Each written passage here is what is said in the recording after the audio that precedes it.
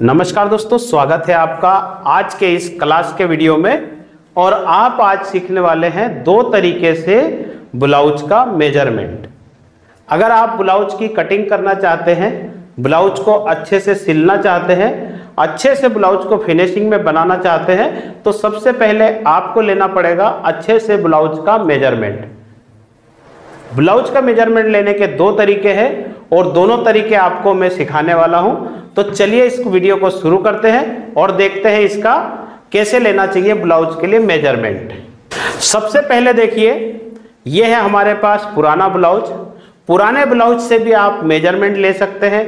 कैसे लेना पड़ता है, क्योंकि हमारे पास जो कस्टमर आते हैं ना, कई लोग अपना पुराना ब्लाउज लेकर के आते हैं, तो उसका भी मेजरमेंट लेना आपको आना चाहिए, तभी आप अपनी टेलरिंग शॉप को बढ़िया तरीके से चला सकते हैं।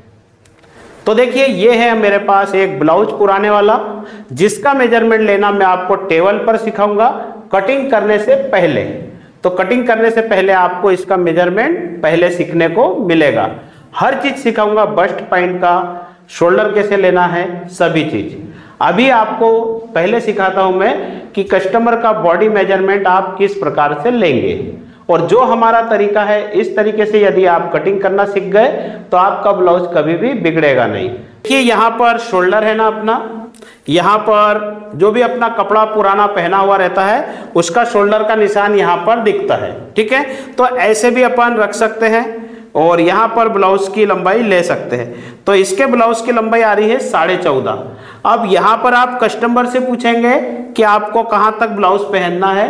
कई लोग 13 इंच लंबा पहनेंगे, कई लोग 14 इंच लंबा पहनेंगे, कई लोग 15 भी पहन सकते हैं, है ना। ये तो कस्टमर की चॉइस है। तो बैक साइड से मेजरमेंट जब हम लेंगे ना, तो हमको ये तीनों सुविधा मिलती है कि बताइए ब्लाउज की लंबाई कितनी रखना है, ठीक है। वो अपने हिसाब से हम ब्लाउज की लंबाई रख नहीं सकते।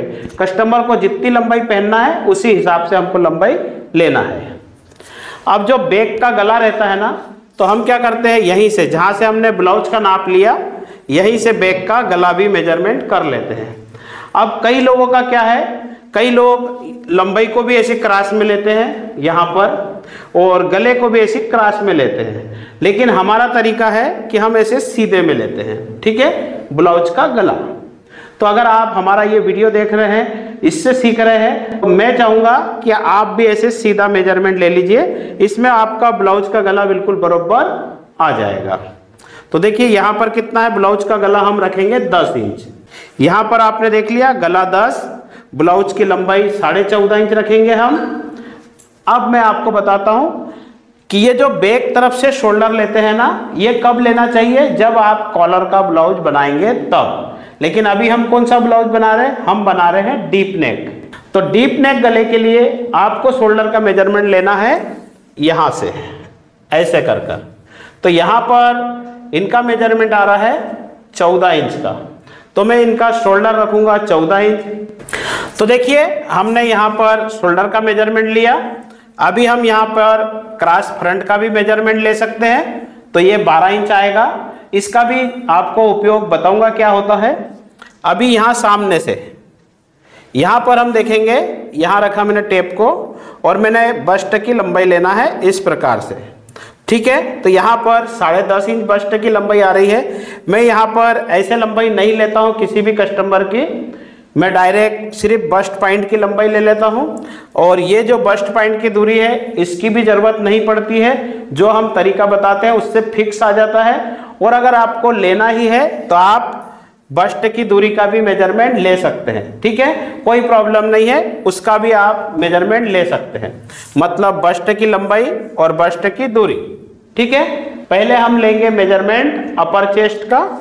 हाथ खोलेंगे, ऐसे टेप को बरोबर रख लेना है, देखिए ऐसे कर कर, और फिर नीचे हाथ करने लगाना है आपको।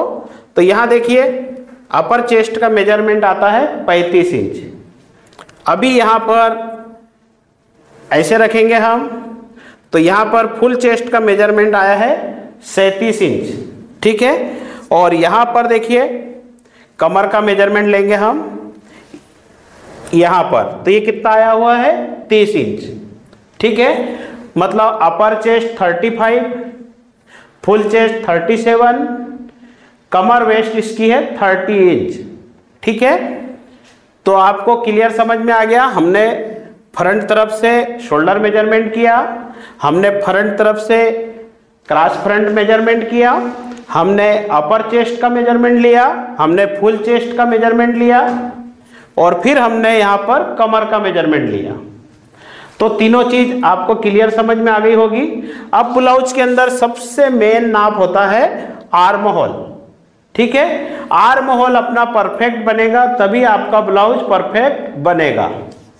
तो यहां पर ऐसे हाथ को उठाएंगे हम और सबसे पहले मैं यहां पर आर्म होल का मेजरमेंट लूंगा। अभी हाथ नीचे कर दिया तो ये कितना आ गया है 17 इंच, मतलब 17 इंच इनका आर्म होल का कुल मेजरमेंट आया है। तो जो हम कटिंग करेंगे आपको बताएंगे कि आर्म होल परफेक्ट तरीके से कैसे निकालना है। अभी यहां पर ऐसे रखेंगे हम। तो देखिए ये एक बहुत बड़ी बात है, आपको इस चीज का ध्यान रखना है। जैसे यहां पर ऐसे देख लेना है इस जगह पर, तो यहां आ गया, तो यहां से ऊपर ऐसे टेप को रखना है तो 4.5 से 5 इंच आता है। यहां पर आपको लेना है बाइसेप का मेजरमेंट, ये हो गया 12.5 इंच। ये सारा मेजरमेंट लिखकर आपको इसी के हिसाब से कटिंग और फिर फाइनल लुक भी देखने को मिलने वाला है। अभी यहां पर अगर लॉन्ग स्लीव रहेगी तो कितना आएगा 10.5। अगर इनको स्लीव एल्बो चाहिए तो यहाँ पर 11 है, मतलब 11 इंच, और अगर छोटी स्लीव पहनेंगे तो यहाँ पर 5 इंच। तो 3-4 तरीके से स्लीव का मेजरमेंट ले लेना चाहिए।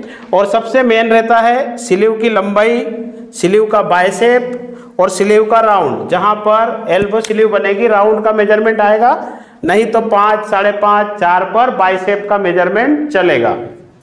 अभी आपने देख लिया यहाँ पर आर्म होल मेजरमेंट हो गया, बाइसेप का मेजरमेंट हो गया और एल्बो स्लीव है तो स्लीव का राउंड मेजरमेंट हो गया। इतनी चीज आपको क्लियर समझ में आ गई होगी। और इतनी ही चीजों पर आपको ब्लाउज की कटिंग में सिखा दूंगा। आपको ध्यान देना है, पूरा ब्लाउज का मेजरमेंट मैंने ले लिया है। तो दोस्तों देख लिया आपने, मैंने पूरा मेजरमेंट आपको ब्लाउज का सिखा दिया है।